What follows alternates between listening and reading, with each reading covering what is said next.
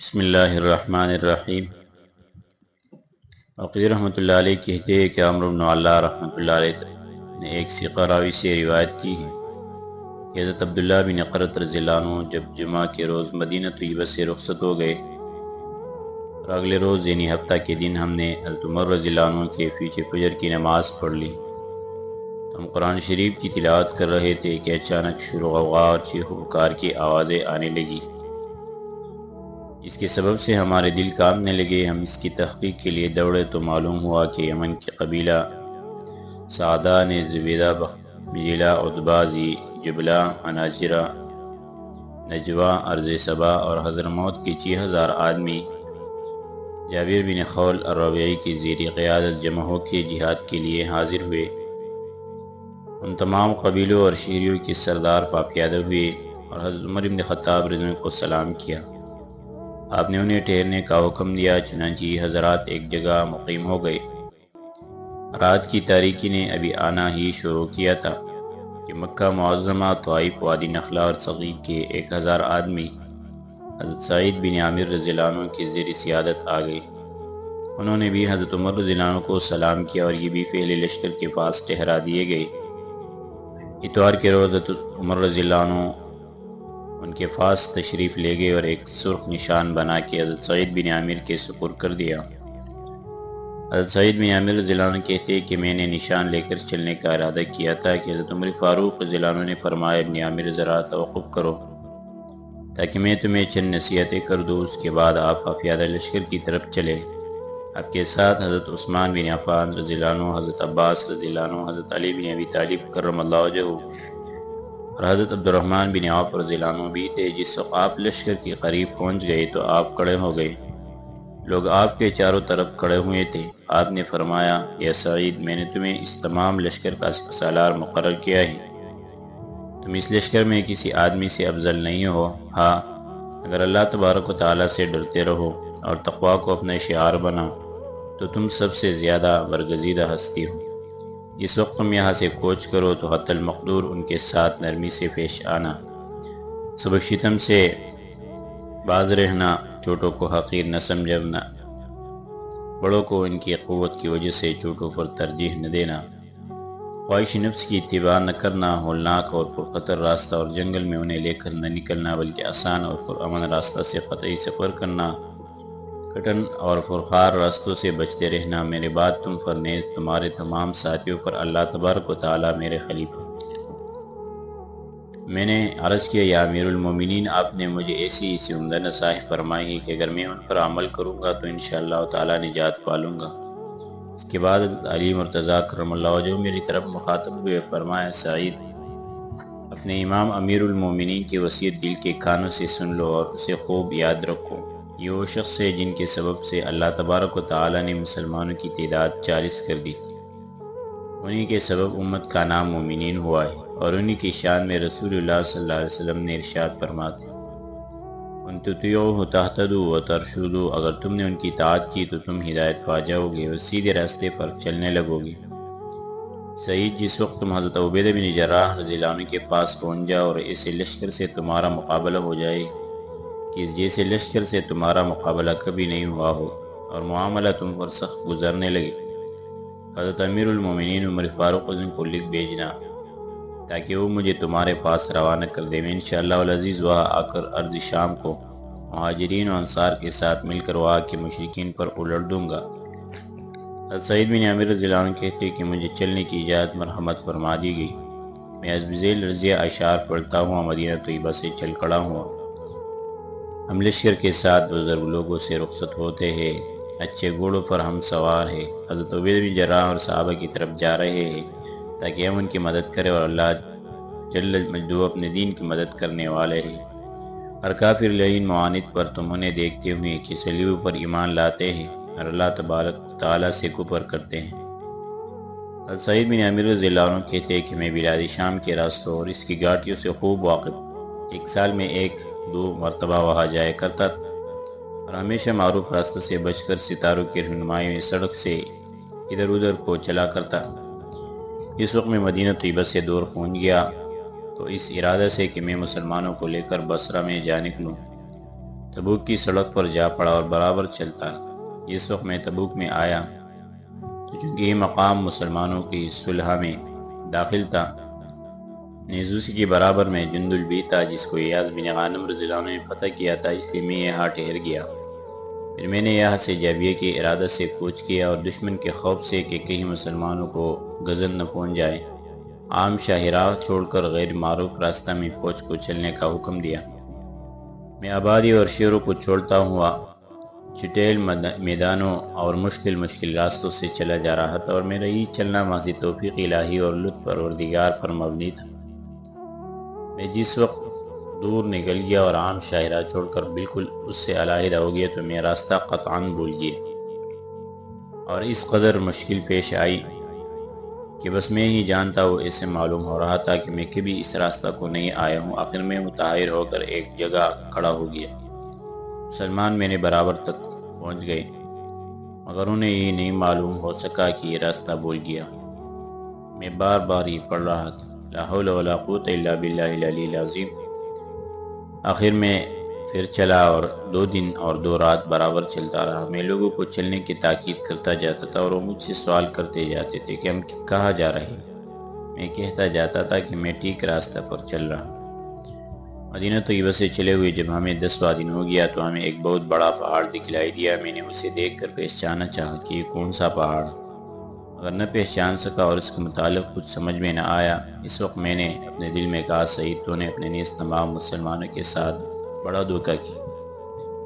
میں ساتھ ہی دل میں یہ بھی سوچتا جاتا تھا کہ شاید یہ جبل بالبک ہے اور اب راستہ آسان ہو گیا ہے، چونکہ یہ پہاڑ ہمیں دور سے دن کے شروع حصہ میں دکھلائی دینے لگا تھا، اس لیے اس کے پاس تک چلتے چلتے دن چک گیا۔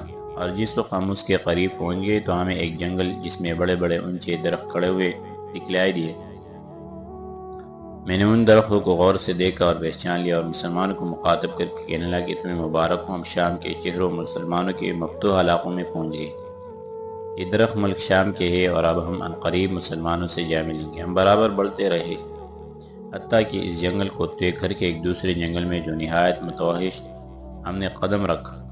اس میں نہ کوئی راستہ تھا نہ عام شاہراہ۔ مسلمانوں کو اس سے بڑی تکلیف ہوئی اور وہ چلتے چلتے بالکل چکنا چور ہو گئے اور اس قدر تک گئے کہ چلنے کی تاب نہ رہی۔ بعض مسلمان چونکہ پیادہ بھی تھے اس لیے دوسرے مسلمان نے انہیں اپنے گھوڑوں اور اونٹوں کے اوپر اپنے پیچھے بٹھا لیا۔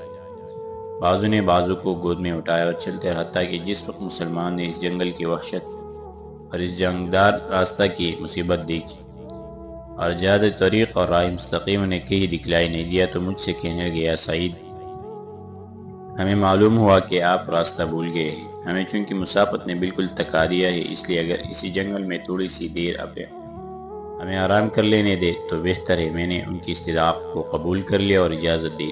حضرت سعید بن عامر رضی اللہ عنہ کہتے ہیں کہ اس جنگل میں ایک شیر چشمہ قائم تھا۔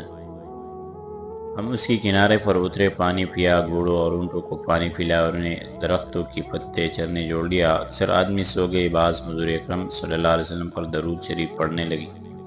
میں بھی ان پچھلے لوگوں کے ساتھ بیٹھا ہوا قرآن شریف کی تلاوت کر رہا تھا اور اپنے مولا کریم جل جلالہ سے مسلمانوں کے لیے بہتری اور سلامتی کی دعائیں مانگ رہا تھا کہ اچانک مجھ پر نیند کا غلبہ ہوا اور میری آنکھ لگ گئی۔ خواب میں نے دیکھا کہ میں ایک سبزہ زار باغ میں ہوں جس میں درخت اور بے شمار پھل لگے ہیں، اور میں وہ پھل توڑ توڑ کر کھا رہا ہوں اور اس باغ کے نہر کا پانی پی رہا ہوں۔ ان پھلوں کو چن چن کے اپنے ساتھیوں کو بھی دیتا جاتا ہوں اور وہ بھی انہیں خوب کھا رہے ہیں۔ میں بہت خوش ہوں اور اس باغ میں نہایت تفریح کے ساتھ وقت گزار رہا ہوں کہ دفعتاً ایک بہت بڑا شیر ان درختوں سے نکل کر میرے منہ پر حملہ آور ہوا اور قریب تھا کہ وہ مجھے پاڑ ڈالے۔ میں نہایت مرعوب اور خوفزدہ سا ہو گیا۔ اسی وقت 2 اور بڑے شیر وہیں سے نکلے اور انہوں نے اس حملہ اور شیر کو مار کے اس جگہ ڈال دی۔ میں نے اس شیر کے منہ سے ڈکارنے اور چنگاڑنے کی ایک مہیب آواز سنی، جس کی وجہ سے میری آنکھ کھل گئی۔ آنکھ کھلنے کے بعد میرے منہ میں پھلوں کی شیریں موجود تھی اور شیروں کی شکلیں میرے آنکھوں کے سامنے پھر رہی تھی۔ حضرت سعید بن عامر رضی اللہ عنہ کہتے ہیں کہ میں نے اس خواب کی تعبیر اپنے ذہن میں یہ لی کہ یہ مال غنیمت ہوگا جسے مسلمان حاصل کرنا چاہیں گے اور کوئی مزاحم اور معنی بھی پیش آئے گا اور آخر کو وہ مغلوب ہوگا اور مسلمانوں کو فتوحات حاصل ہوگی۔ میں پھر قرآن شریف کی تلاوت کرنے لگا۔ میں بیٹھا ہوا اس سے پڑھ ہی رہا تھا کہ اچانک میں نے جنگل کے دائیں جانب سے ایک ہاتھی غیبی کو یہ اشعار پڑھتے ہوئے سنا: اے نیکی کی طرف جانے والے گروہ، اس جنگل کی گھاٹیوں سے مت ڈرو، نہ اس میں کوئی جن ہے اور نہ کوئی ڈرانے والا، اور اے اللہ کے بندو، تم بہت جلدی جان لو گے ایسی مہربانی اور لطف کو جو اپنے اولاد کے ساتھ کی جاتی ہے، اور اس محبت کو جو دلوں میں ڈالی جاتی ہے۔ اللہ تعالیٰ تمہیں بہت جلد راستہ دکھلا دیں گے اور تم اولاد کے ساتھ مال غنیمت بھی حاصل کرو گے۔ جس وقت میں نے حاتب غیب کی زبان سے بشارت امیز نے اس غنیمت حاصل ہونے کے متعلق اشعار سنے تو میں نے سجدہ شکر ادا کی۔ مسلمان اس حاتب غیبی کی آواز سن کر بیدار ہو گئے۔ میں نے ان ایک شعر کو اپنے حافظہ میں محفوظ رکھا اور 3 شعر شماخ بن حسن کلوی نے یاد کر لیے۔ انہوں نے وہ مجھے 3 شعر بھی یاد کرا دیے تھے۔ مسلمان حاتب غیبی کی زبان سے یہ اشعار سن کر بہت خوش ہوئے اور مال غنیمت کی وجہ سے ان کے دل بہت مسرور ہو گئے۔ ہم یہاں صبح ہونے تک مقیم رہے۔ صبح ہوئی تو میں نے نماز پڑھائی۔ نماز فجر کے بعد مسلمان اس جنگل سے نکلے۔ میں نے اس جنگل اور پہاڑ کی تحقیق کرنی شروع کی۔ معلوم ہوا کہ پہاڑ جبل رقیم ہے۔ اس وقت میں نے اسے خوب پہچان لیا تو زور سے تکبیر کی آواز لگی اور اللہ اکبر کا نعرہ بلند کیا۔ مسلمان نے میری تکبیر کی آواز سن کر تکبیر کے پلک گوش نعروں کے ساتھ اس کا استقبال کیا اور دریافت کرنے لگے کہ ابن امیر کیا بات ہے اور آپ نے کیا چیز دیکھ کر تکبیر کا نعرہ بلند کیا تھا؟ میں نے کہا ہم شام میں پہنچ گئے اور یہ جبل رقیم ہے۔ کیونکہ میرے ساتھی اکثر جاہل تھے، کہنے لگے رقیم کیا ہوتا ہے اور کیا تم اسے جانتے ہو؟ میں نے انہیں حدیث رقیم سنائی اور کہا کہ میں نے اس پہاڑ کا ذکر رسول اللہ صلی اللہ علیہ وسلم سے سنا ہے۔ انہوں نے اس حدیث شریف کو سن کر بہت تعجب کیا۔ پھر میں انہیں لے کر غار کی طرف چلا اور اس میں ہم سب نے نماز پڑھی۔ اس کے بعد میں نے کوچ کا حکم دیا اور ہم چل پڑے حتیٰ کہ ہم شہر عمان میں پہنچ گئے۔ یہاں سے ہم نے ایک گاؤں کی طرف جسے جنان کہتے تھے رخ کیا۔ میں نے دیکھا کہ یہاں کی دیہاتی وہاں اہل و اولاد کے نکل کر کہیں جا رہے۔ جس وقت مسلمان نے انہیں دیکھا تو میری اجازت اور حکم کے بغیر ان پر حملہ کر دیا اور ان کے بعض آدمی گرفتار کر لیے۔ اکثر آدمی جو اس شہر میں ایک مضبوط قلعہ تھا باغ کے، اس میں چھپ گئے اور شہر پناہ کے دروازے کو بند کر لیا۔ میں نے شہر پناہ کے پاس جا کے آواز دی اور کہا کم وقتوں کی بات ہے اور تم اپنا گاؤں چھوڑ کر کہاں جا رہے تھے اور آپ کیوں لوٹ گئے؟ ایک آدمی ان میں سے میری طرف آیا اور کہنے لگا یا معاشر اللہ، رب والی عمان نے ہمارے پاس آدمی بھیجا تھا اور حکم دیا کہ ہم عمان میں آ کر اس کی پناہ میں داخل ہو جائے، اس لیے ہم اپنے شہر کو چھوڑ کر عمان کی طرف جا رہے تھے اور چونکہ تم راستہ میں مل گئے اس لیے تم سے ڈر کر پھر اب ہم شہر ہی میں لوٹ آئے۔ اب ہمارا ارادہ یہ ہے کہ ہم تمہاری حمایت اور پناہ میں آ جائیں۔ کیا آپ حضرات ہماری اس استدعا کو قبول فرما سکتے ہیں؟ میں نے کہا کہ ہمیں منظور ہے۔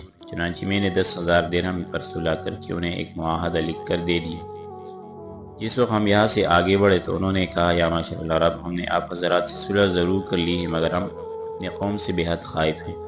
یہ یاد رکھو کہ نقیطاس والے عمان کی طرف سے آپ حضرات پر بہت سختی ہوگی اور وہ آپ کو بہت زیادہ تنگ کرے گا، لہٰذا اگر اس پر فتح یاب ہو گئی تو یہ ہمارے اور آپ کے لیے دونوں کے لیے بہتر ہوگا۔ میں نے کہا ہم اس پر کس طرح فتح پا سکتے ہیں؟ انہوں نے کہا کہ رومیوں کے کمانڈر اعظم باہان نے والی عمان کے پاس قاصد روانہ کیا تھا کہ تم اپنی جمعیت لے کر ساحل قیصریہ کی طرف کوچ کر جاؤ اور وہاں ہرقل کے بیٹے قسطنطین کے ہمراہ رہو، چنانچہ یہاں قریب کوچ کرے گا۔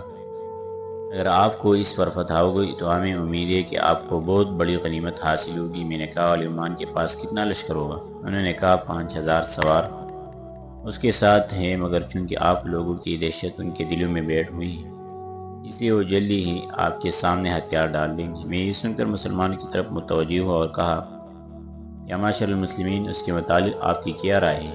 آیا آپ حضرات کو منظور ہے کہ ہم والی عمان سے جنگ کر کے مال غنیمت حاصل کریں؟ انہوں نے کہا جیسے آپ کی رائے ہو کیجیے، ہمیں کسی طرح کا عذر نہیں ہے۔ اگر وہ ہمارے ہاتھوں قتل ہو گیا تو یہ مسلمانوں کے لیے قوت اور رحمت اور کافروں کے لیے ذوق و زحمت کا سبب ہوگا۔